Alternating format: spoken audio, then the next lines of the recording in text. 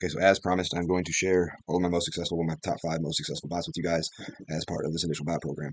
So this is definitely one of them. As you can see, we're up to 13 positions have been taken, and that's 13 wins. Close P&L is 2,500. No losses yet. The most we've drawn down is 1%. All right. So this is one of the ones that is ideal if you can day trade because it will open and close positions on the same day.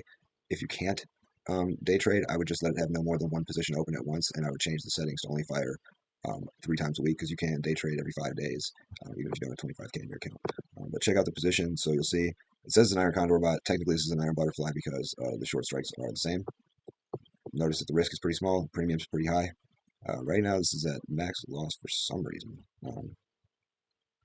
But it shouldn't be. I think sometimes the P&L here is just taking into account after the premium's already been added, so it's not actually max loss, but we'll see. So you see that's 46 days till expiration, so obviously it couldn't hit max loss, and all it needs to do is stay by 554 anytime near expiration. But what these are really built up, okay, that makes sense. Because this is not, your P&L is not based on your risk and your max loss. Your P&L can go negative more than your max loss technically, but it's not actually a loss because you've already been given this premium. That's what it's saying there.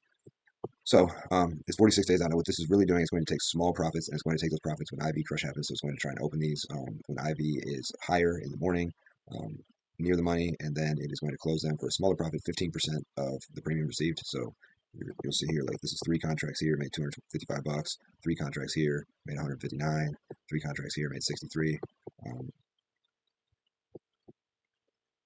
This I'm not understanding why it's giving me that figure on return on risk when it says my P&L was 396.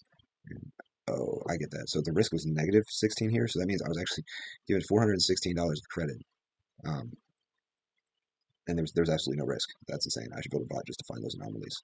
Um, but anyways, you'll see the return on risk is massive on all of these positions. And I always hesitate giving these bots out after they've been this successful because anytime anything is this successful, it's almost like destined to not be successful eventually. We've had, what did it say? 13 wins in a row. So after 13 wins straight, I'm a little nervous sharing it. So be careful with it. Start the position small. What you could do is over here, start with an allocation of, something smaller like 5K if you're using a 25K account or even smaller. This bot is set to only take, only use 5% of what you have allocated. So it's not going to hit you very hard either way. I'll bump this to continuous. This is on my paper account. I got to go to my live one, bump it to continuous. Let's see anything else here. I think that about covers it. Sometimes you'll get these errors, but you see it found a position 5 minutes later. And that's about it. So this is one that I'm going to send out. Quick adjustments that you can make in the settings. Open up here. Go here.